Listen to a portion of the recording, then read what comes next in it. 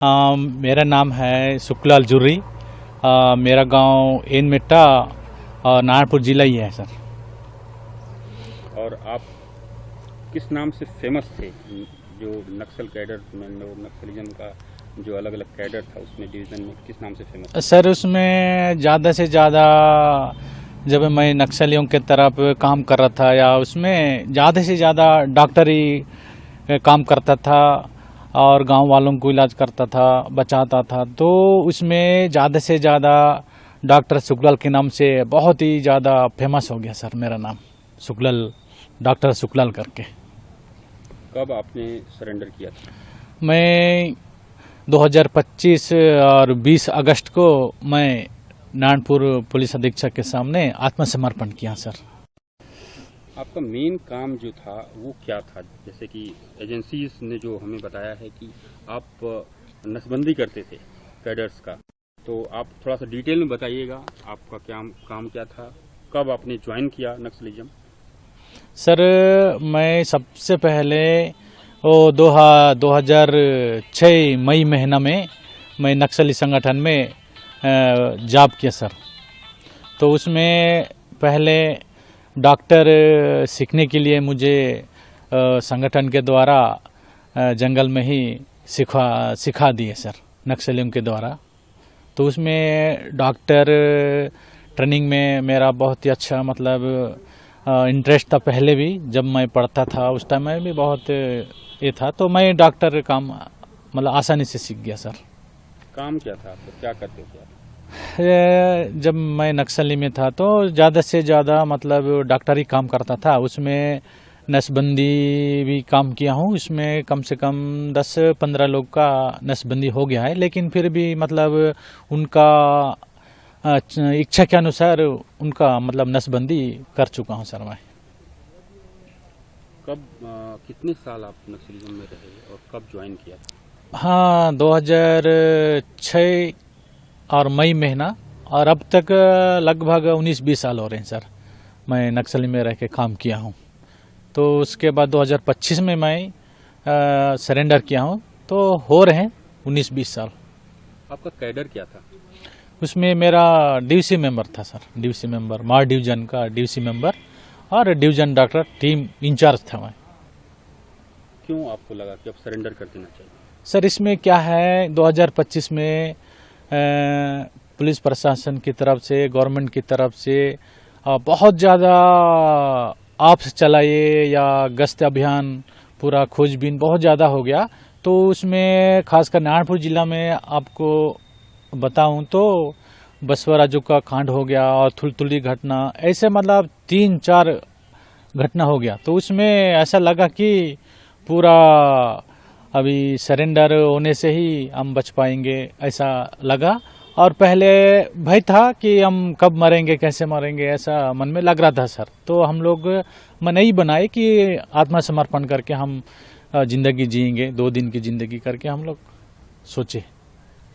पहले में और अब की लाइफ में अंतर क्या लग रहा है आपको? आपको 2 महीने लगभग हो गए हैं ज्वाइन किए। सर इसमें पहले का ज़िंदगी अभी का ज़िंदगी में तो बहुत आसमान ज़मीन फ़र्क है सर। क्योंकि जब हम लोग नक्सली संगठन में हम लोग काम कर रहे थे तो उसमें पहाड़ में चलना और नदी नाला उतना गांव में भी नहीं जाते थे। लेकिन फिर भी जब मैं डॉक्टरी काम सीखा, डॉक्टर की जिम्मेदारी दी, तो मैं ज़्यादा से ज़्यादा गांव वालों को इलाज करता था और उनका जान बचाता था। ज़्यादा से ज़्यादा मैं डॉक्टरी काम किया हूँ, बल्कि उतना कार्रवाइयों में पुलिस जवानों का नुकसान हानि इतना तो वो कार्रवाइयों में मैं शामिल नहीं रहा। तो ज़्यादा से ज़्यादा मेरा गांव में ही रहना है, गांव वालों को इलाज करना है। जब नक्सली लोग जब घायल होंगे या कोई बीमार पड़ गया है तो मेरे से कांटेक्ट करते थे, संपर्क करते थे, तो मैं इलाज करता था सर। जितना संभव हो जाता था उतना मैं इलाज करता था। अब क्या अंतर लग रहा है आपको? तो अभी मतलब यहाँ आने के बाद बहुत अच्छा ही लग रहा है, क्योंकि यहाँ मतलब बिजली है और घोड़ा गाड़ी जितना भी मिल रहा है सर वो आँखों में दिख रहा है। तो अच्छा ही लग रहा है मेरे ये में अभी का लाइफ में।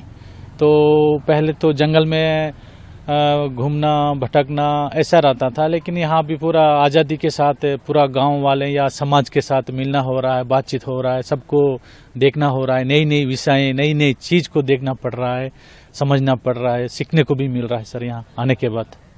आप भी क्या डीआरजी के पार्ट हो गए हैं?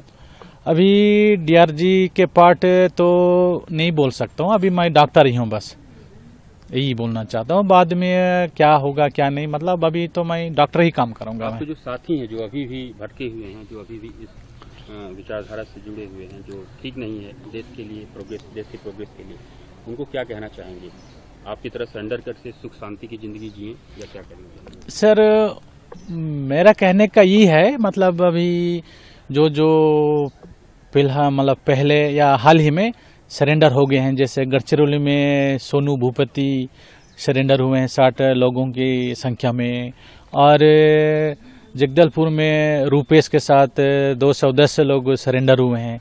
तो अभी भी जंगल में जो भी बच्चे हैं, आज कहीं कहीं घर में या गांव में जंगल में रह रहे हैं छुप छुप के, तो उन लोग भी मतलब अभी चांस है, मौका है, उन लोग भी हमारे जैसे सरेंडर करें और अपनी जान बचाएं, और जितना भी शासन की तरफ से जो पुनर्वास नीति के तहत जो भी लाभ मिल रहा है उनका लाभ उठाएं और यहाँ आके सुकून की ज़िंदगी जिएं। पहले क्या है, मतलब अभी जो भी बच्चे कुछ नक्सलियों में भी बहुत भय है, डर है, कब कैसा होगा ये डर है सर। तो उनको यही कहना चाहता हूँ, मैं बार बार बोल रहा हूँ कि उन लोग अभी भी चांस है, मौका है, उन लोग सकुशल वापस आइए, गांव वालों के साथ या समाज के साथ जुड़ के काम करिए। आपके लिए शासन की तरफ से, गवर्नमेंट की तरफ से भी जो पुनर्वास नीति जो बनाया गया है उसका जितना भी जो है लाभ है, उसका मतलब योजना है, लाभ उठाइए बस। आपको गवर्नमेंट की पुनर्वास नीति का फायदा मिला है? जो सारी चीज़ें रखी गई हैं, बताई जा रही हैं, वो सारी चीज़ें आपको धीरे धीरे मिल गई सारी? सर अभी तो मिलेंगे, अभी तो प्रोसेस में है, अभी मिलेंगे ऐसा मैं उम्मीद करता हूँ। वो जब सुविधा मिलेगी तो मैं उनका बहुत ही लाभ उठाने का ये एहसास करता हूँ। अगर आप ये वीडियो YouTube पर देख रहे हैं तो हमारे चैनल को सब्सक्राइब कर बेल आइकन दबाएं, और Facebook पर देख रहे हैं तो हमारे पेज को लाइक करें।